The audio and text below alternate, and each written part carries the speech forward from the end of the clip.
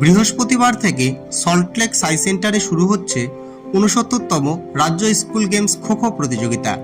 এই মেগা ইভেন্টে নিজেদের শ্রেষ্ঠত্ব প্রমাণ করতে প্রস্তুত কোচবিহার জেলার অনূর্ধ্ব ১৭ বালিকাদের দল। প্রতিযোগিতায় অংশগ্রহণের উদ্দেশ্যে বুধবার সন্ধ্যা ৬টা ১৫ নাগাদ দার্জিলিং মেল ট্রেনে করে সল্টলেকের উদ্দেশ্যে রওনা হলো জেলার প্রতিনিধিরা। জেলা দলের কোচ হিসেবে খেলোয়াড়দের সঙ্গে রয়েছেন বাবলু হক সরকার।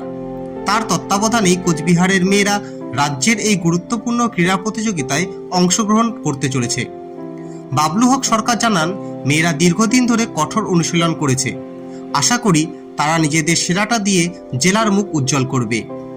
বৃহস্পতিবার সল্টলেক সাই সেন্টারে এই খো-খো প্রতিযোগিতা শুরু হওয়ার কথা। রাজ্যের বিভিন্ন জেলা থেকে আসা সেরা খেলোয়াড়দের সঙ্গে লড়বে কোচবিহারের এই দল। কোচবিহারের ক্রীড়াপ্রেমী মানুষ এবং স্কুলের শিক্ষক মহল এই দলের সাফল্য কামনা করেছেন।